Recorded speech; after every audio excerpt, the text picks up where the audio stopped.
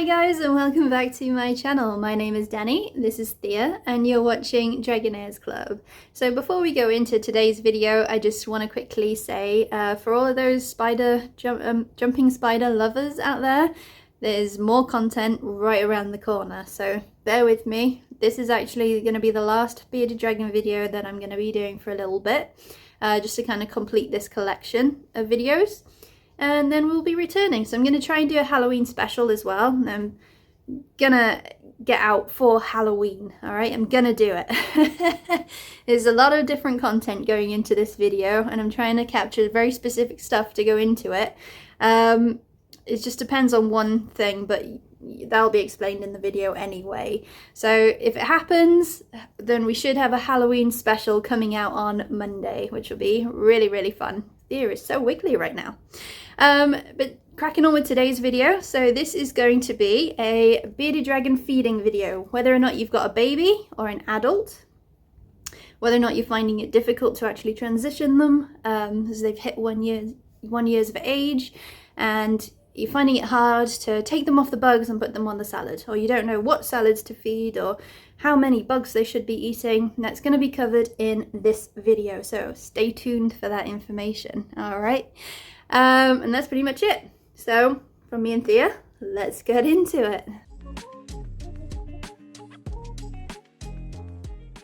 Alright, so let's kick things off with feeding your baby bearded dragon. So you've just brought home your bearded dragon. They will likely be about 2 months old when you bring them home, and you're wondering how often you should be feeding them. Typically, you can ask the breeder. They're usually very happy to help with giving you care for your new bearded dragon, especially if you're a first-time owner. The general rule with baby bearded dragons is they need a varied diet, so you're going to want to be feeding them very healthy and nutritious mixtures of bugs. I'm not saying you have to give them crickets and dubias all in the same tub. However, it's good just to mix them up. So say 1 week you do crickets, the next week you do dubias. The more you look for guidance out on the internet, the more you'll find that people do things in regards to feeding very differently. Some people say give a bearded dragon as many crickets or dubias that they will eat in say 10 minutes and then stop. And I don't see there being anything wrong with this, it's just not personally how I do it. Typically I'll feed a baby bearded dragon around 10 to 15 crickets or dubias. I'll pop them in a bowl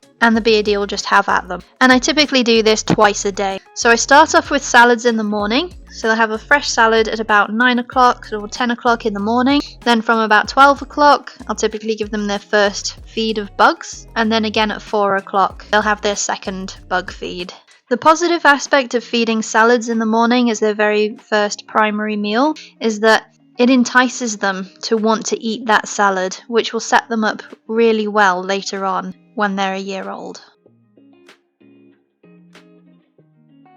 When it comes to feeding your juvenile bearded dragon, the only real key difference in feeding a juvenile is the size of the bugs. So generally speaking, you want to judge the size of the crickets or the dubias that you're feeding them with the distance between the eyes of the bearded dragon. And I'll show you this with a demonstration.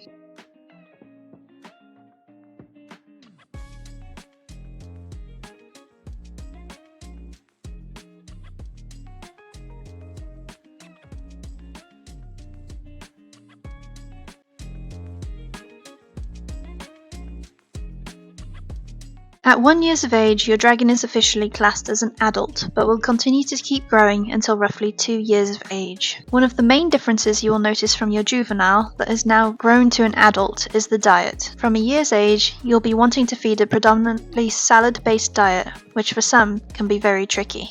If you have been feeding your dragon salads from an early age, then this should not be an issue for you. However, those of you who've either not pushed salads early on, or rescued a mature dragon which is not a keen salad eater may struggle. You may also have a young dragon who has just never been keen on salads, despite providing them from a baby or juvenile. In any case, there are a few methods you can try to ease and coax them in. One idea is to mix your bugs into the salad. I'm not a huge fan of feeding mealworms to dragons due to the lack of meat to chitin ratio, but they do a decent job of making salads appear more tempting by making the salads come to life. Idea 2 is colour.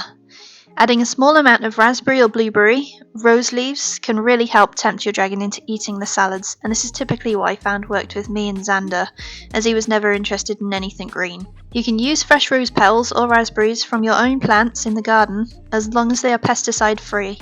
This is vitally important, as pesticides can poison your dragon. And the third idea is going cold turkey. Personally, I'm not a fan of this, but for the older stubborn dragon, I'd argue it far more beneficial to completely avoid bugs and only push salads for 2 weeks than them developing heart or liver disease later on.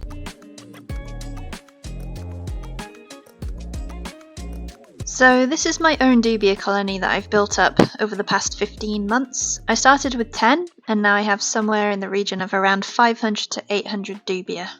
I do not let it get overrun and typically manage the population by controlling the male Dubia if I feel the tub is getting too packed. Typically, I'll feed the dragons the male Dubia, and that way I can keep the females producing egg sacs. This allows for a healthier colony, as the males can become aggressive towards each other and kill each other. Dubia are likely the best feeder you can provide to your dragons and other meat-eating creatures, as they provide an excellent source of protein and have a high meat-to-chitin ratio. To breed your Dubia, all you simply need is a large plastic tub that is preferably black, as Dubia thrive far better this way. Ideally, you want to place them somewhere where they can get some heat but not overheat or become too cold, as this will reduce energy levels. Typically, I leave the lid on but loosely so that the conditions remain dry, as humidity can kill your entire colony very easily. To feed them, I simply place a cardboard egg box or plastic tray inside the tub with a mix of salad and vegetables, dry porridge, and bug grub, then leave them to munch. Check back on them in a few days and remove any rotten or spoiled foods. For egg laying, ideally you want to place multiple large egg cartons sideways up and stack them so that the Dubia can easily move between them. Follow these steps and in a few months your colony will begin to boom. Doing this is hugely cost effective and can easily provide your reptiles and invertebrates with the sustenance they need when other food sources are tricky to obtain.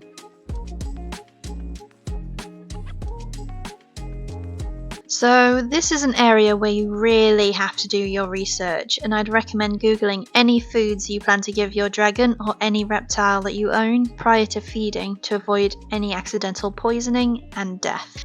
So let's start off with safe foods first, and we'll start with bugs, as this is relatively short and sweet. So the best bugs you can feed your dragon are Dubia roaches, crickets, locusts, and silkworms, though these are more expensive and somewhat harder to obtain. When it comes to feeding your dragon a very healthy and mixed array of salads, the list is relatively large, so I'm not going to list them all, but to get anyone who's new started, here's a few. So you can feed your dragon coriander, spring greens, pea shoots, watercress, kale, basil, and rocket. There's many more out there, but this is a good list just to get you started. Now let's move on to the poisonous foods list, and again, this is where doing your own research and meticulously Googling really comes into play. If you're ever in doubt about whether to feed an animal something, just Google it. So a few toxic foods never to feed your reptile are rhubarb, fish, avocado, any citrus or acidic foods, onions, cooked meats, mushrooms and leeks. The list really does go on, so please do your research in this area. I hope that you have found these dragon videos useful, and I do plan to do more in the future, but this will mark the end of the bearded dragon videos for now. Thanks for watching guys, stay safe and see you on the next one. Bye!